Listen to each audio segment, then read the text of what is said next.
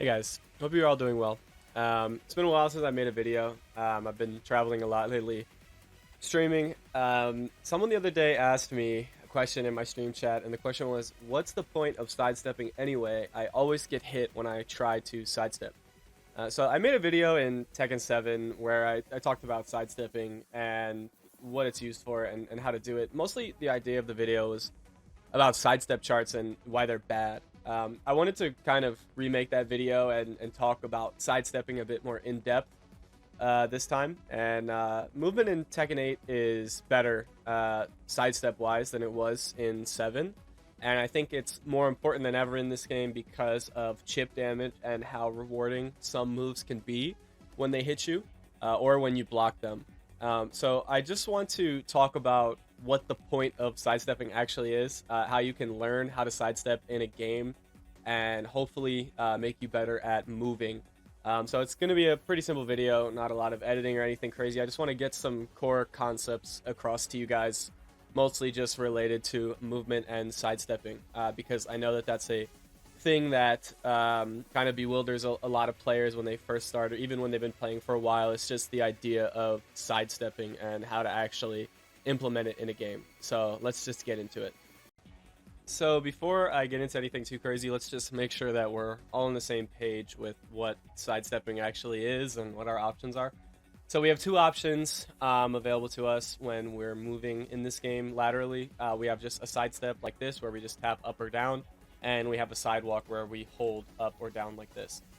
So a sidewalk is going to cover more distance than a sidestep, so it can potentially be more evasive if you're trying to move around something. But it also leaves you more open to getting hit by, a tracking move or a delayed button, for example. So typically, sidestepping is the safer option. In Tekken, you can also cancel any movement option into another movement option or into a button. So we can cancel our sidesteps or our sidewalks into just blocking like this by just pressing back. This is going to be like the main go-to defensive option when you want to move around something, because it gives you the ability to sidestep things, but it also doesn't put you at too much risk of, like I said, getting hit by a homing move, a delayed button, anything like that, because we're just blocking really fast after. So most of the moves that we're going to be sidestepping, are relatively faster, whether it's like a down forward one or any mid check like that.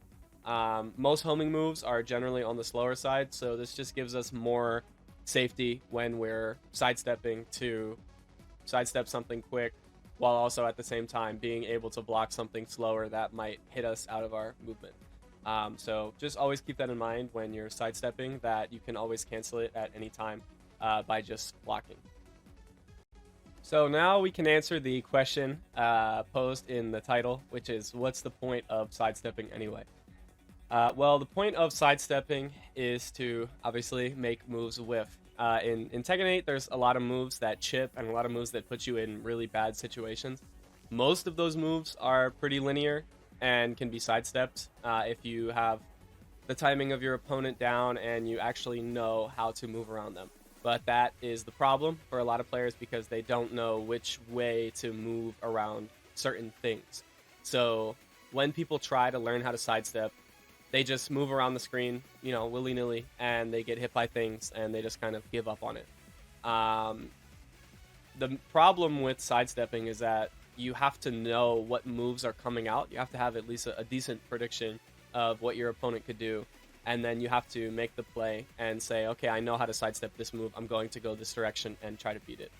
That's where a lot of the difficulty comes in. A lot of it is just matchup knowledge, and a lot of it is just player knowledge. You have to know what moves your opponent is likely to use. Luckily, for most players of, most characters, they're likely doing the same moves. For example, you've probably played against Drag, and they're just doing a lot of running too, and it's really annoying because, you have to block that. You're negative. The Drag player gets to mix you. The drag player gets chip, even if they, don't do anything afterwards. They're still putting you in a disadvantageous situation all the time. So, for example, with a character like Drag, you can sidestep the running 2 pretty easily if you have the timing down. And that's one thing that you can do to make the matchup a lot easier, because that's one move that you can kind of eliminate, not completely from the Drag player's toolkit, but it's something that he's going to have to think about more and he can't just mindlessly running to you, you know, whenever you guys are all the way out here, and he just wants to get some easy plus frames. So, I mean, with running to, it's pretty easy to make the play, no matter which direction you go. It can depend on what range you're trying to step it from. You know, if I'm like way out here, sometimes I can get hit if I don't have the timing down. But you guys can see like how simply I can just make this move whiff, and I can get a launch, and I can, you know, stop him from getting free plus frames with running 2 all the time, which is one of the most annoying things in the drag matchup. So to put it simply, when we're sidestepping, we are trying to make a move whiff that we otherwise wouldn't want to block or get hit by. You know, you see this all the time with like Kazuya, because his 50-50 mix-up can be sidestep to the left generally if they're not mixing up the timing amazingly. And we don't always want to have to make the play between a hell sweep and a mid, and we can pretty easily simplify that a little bit by just moving left. And obviously the Kazuya player has options to beat that, just as this Dragunov player could have options to stop us from sidestepping his running too. But mainly when it comes to sidestepping, a lot of what we're trying to accomplish is just beating the super simple layer 1 gameplay of a character, like a drag player just doing running 2 over and over again and mixing us, and then we have to think really hard about what we're doing afterwards. Meanwhile, the drag player is just like drooling on his controller and just doing running 2 over and over again. So if we can simplify that for ourselves and move around that move, make it easier for us defensively, then that's a really, really nice benefit to knowing how to sidestep. Is just that we're neutralizing parts of our opponent's kit. We're not putting ourselves at too much risk, and you know, we're potentially getting big damage in the process by sidestepping something and launching it. So just for another really quick example with drag, I mean, same type of move, QCF4, really annoying, chip, plus frames, wall splat. It's a launcher in heat, so it's another move that we don't really want to get hit by, and we don't really want to block. So again, we can easily just neutralize this with good movement, going to the right. You can even go to the left at this range. I don't know how consistent that really is, but I mean, it's just another example of 2 really, really strong, annoying drag moves that you can move around. Now, even after full crouch low, when drag hits you with full crouch low, you can sidewalk this to the right. The timing is a little bit tricky, but you can see I'm getting it. Of course, as soon as I start recording and try to show you guys, I mess it up twice. But I'm sure this is a really common sequence that you guys deal with a lot playing online. Is just drag full crouch low into QCF4 into another full crouch low into QCF4.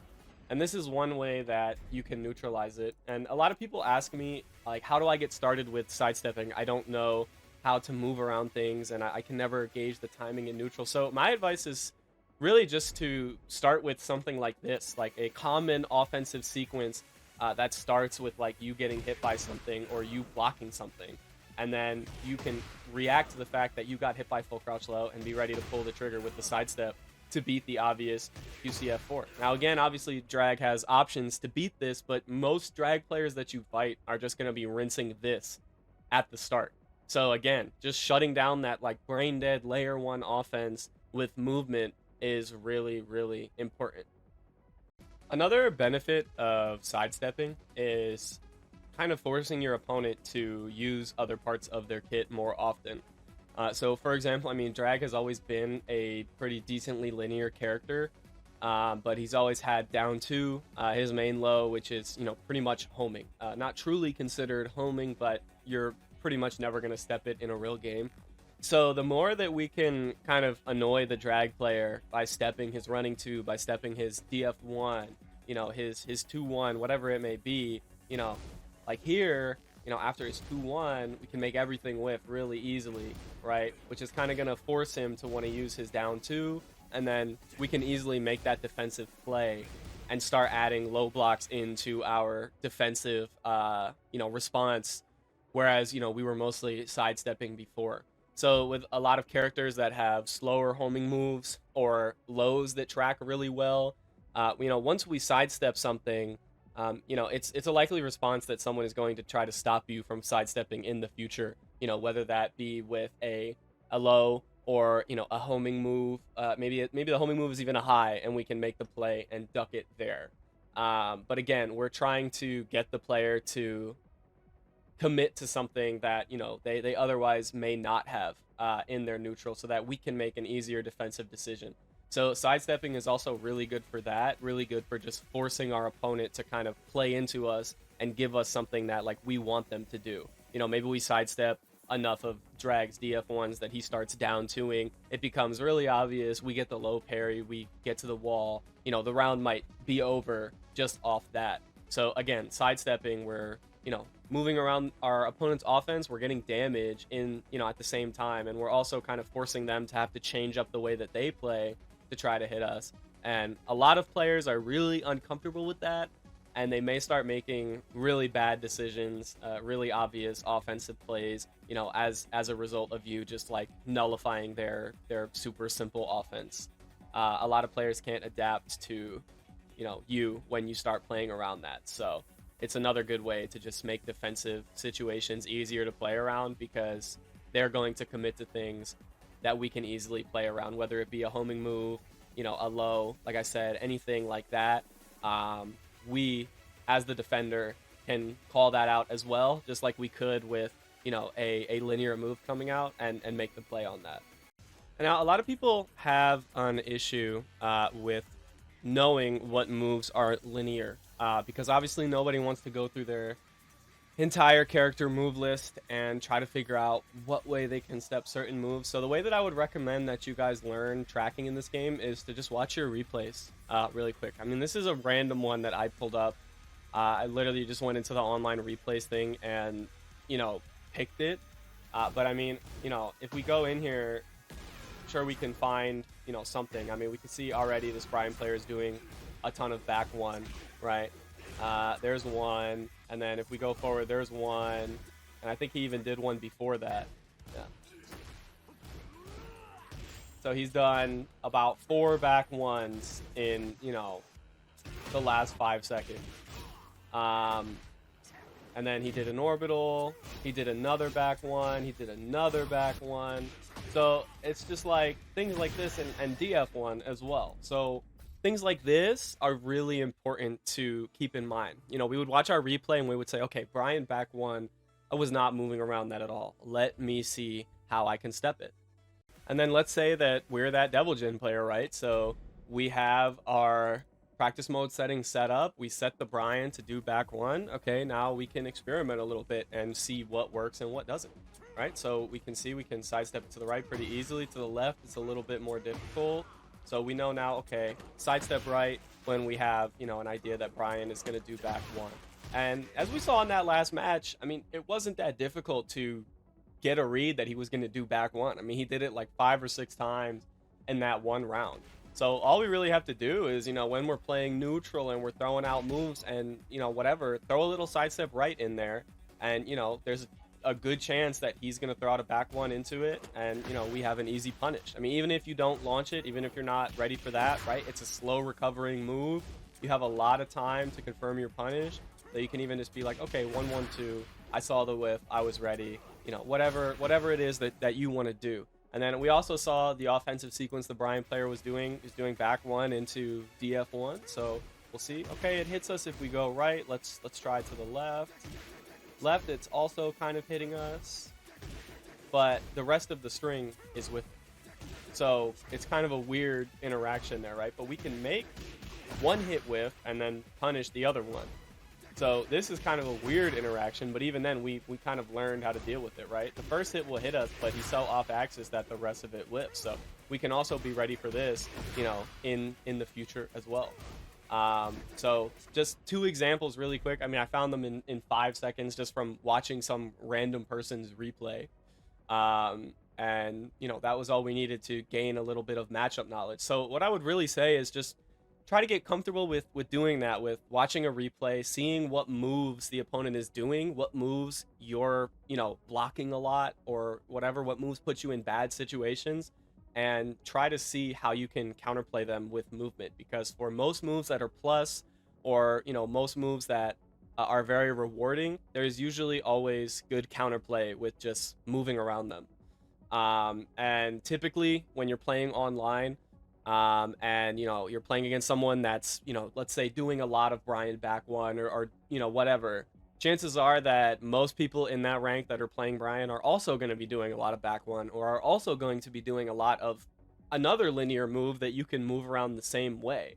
Most people are playing very similar in any given rank with a certain character. So the sooner that you get comfortable with like watching replays, seeing what's hitting you or what you're having trouble dealing with, and then finding the counterplay, the sooner that you can improve past those players and get out of that rank. I also just want to touch on really quick. We talked about the difference between sidestepping and sidewalking. Mostly we'll be doing sidestep guard versus sidewalk, but I just wanted to talk about an example where it'd be better to do sidewalk or it'd be better to do sidestep guard. So typically for slower moves, long reaching moves, for example, a running 3. I have 2 examples here with Lars running 3 and forward 1+2. Now typically it's better to try to sidewalk these moves because a lot of the time that we're going to do it, it's going to be from range, like from out here. And just sidewalking just gives us a little bit more leeway in the timing because we don't have to have it exactly down. We can obviously still just sidestep these moves pretty easily, but with sidewalking, since we're going from a distance, it doesn't have to be as precise, and there aren't a lot of options that he has from here that would hit us for sidewalking, as opposed to just blocking and, net him a lot of damage. So sidewalking is typically better when you're predicting a move coming out just from neutral. Sidestep guard is usually better when the interaction is more forced and the situation is more cut and dry, like after blocking a plus frame move or after blocking anything really up close. Sidestep guard is the better option because it's more unlikely that he's going to do a slower, longer range move. And, it's more likely that he's going to try to lock down our step with like a homing move or something like that. And so we don't really have the luxury of, being able to afford leeway in those situations with a sidewalk. So it's a lot safer to just do a sidestep guard as opposed to from range where we kind of have a bit more, defensive freedom to kind of move around. And then as you can see here, when we're like just more up close blocking DF1, right? When we sidewalk, because DF1s and jabs and things like that, small pokes, recover so fast, by the time that we're kind of, done with this sidewalk and recognize that like it's time to punish, we don't have a lot of time. So that's why just doing a simple sidestep block, is better because it's unlikely that he's going to do super slow moves here. We don't need the, kind of like offensive leeway or defensive leeway of doing a whole sidewalk. We can just do a sidestep guard here and make things with react and punish. So just wanted to give you guys a little bit of explanation on why you would do a sidewalk versus just like a sidestep guard. A sidestep guard is usually better up close when the options are likely to be smaller buttons and things like that we kind of have to react to quickly. And we also want to avoid getting hit by homing moves, as I touched on earlier. So just a little explanation there. That's mostly what I have to say about sidestepping. I mean, just in conclusion, sidestepping is really important for dealing with certain like really oppressive moves. It's something that you're going to have to figure out a lot yourself in terms of which moves track to certain sides and which ones don't. But there are also, YouTube videos out there. There are tons of guides and tons of, all kinds of stuff that will show you, which ways to sidestep certain characters and which ways to sidestep certain moves and things like that. And obviously, when you're first learning how to sidestep, you are going to get hit a lot. That's totally normal. I mean, it's a totally like new mechanic that you're trying to implement into your game, so it's completely normal. Don't worry about it if you're not getting it. Just try, experiment with it, try to get comfortable with it, just adding little dashes of movement into your gameplay just to try to beat certain options as you play. Not everything has to be a hard read. You don't always have to know, oh, he's gonna do a back one here, he's gonna do a whatever here. a lot of high-level Tekken movement is just preemptively sidestepping for whatever option could possibly come out and then reacting with a punish. So obviously, as you first start, you're not going to be comfortable with that, with having it being a very subconscious thing. But the more that you play and the more that you experiment and find out what works and what doesn't, it will become a much more subconscious feeling that you have when you play. And, you know, just a subconscious part of your gameplay that's always moving around and always looking for opportunities. So, I mean, good sidestepping is one of the biggest ways in this game that you can net a lot of damage for yourself, and it's one of the best ways to not get put into really rough, disadvantageous situations all the time. So it's definitely something that you guys should start doing, and I hope that this video answered a lot of your questions, you know, regarding just sidestepping and lateral movement in general. Thanks everyone for watching. I hope you guys enjoyed the video. I've been wanting to make this for a while. I've been super lazy with my YouTube channel lately. I'm hoping to get back into the swing of things, making more videos soon. If you guys like this video, please let me know.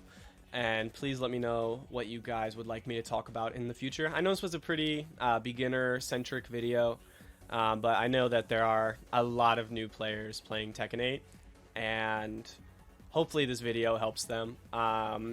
I would be totally down to make a more in-depth sidestep video in the future for more higher level players. So if you guys are interested in that, please let me know. But yeah, thanks again for watching, guys. Please like, comment, subscribe, all that. It helps me out a ton.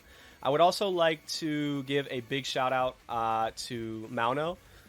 They sent me a new microphone and a whole streaming kit, all this stuff to control the microphone that I've been using ever since. Replaced my old microphone. It's super nice. They sent me the Mauno Caster PD100X and the G1 Neo all-in-one gaming thing, the gaming gear bundle, which I've been using ever since. It's got a lot of controls on it. It's been really helpful with my stream lately. And if you guys are interested in picking it up for yourselves, they provided me with an affiliate link that you guys can use to help support me. So if you guys are interested in picking up a new microphone with some fancy new controls for it, check out the link in the description. Thank you again to Mauno for sending that to me. And again, thank you guys for watching. I really appreciate it. Please like, comment, subscribe. Send this to anyone who needs it. And I'll see you guys in the next one. So take care.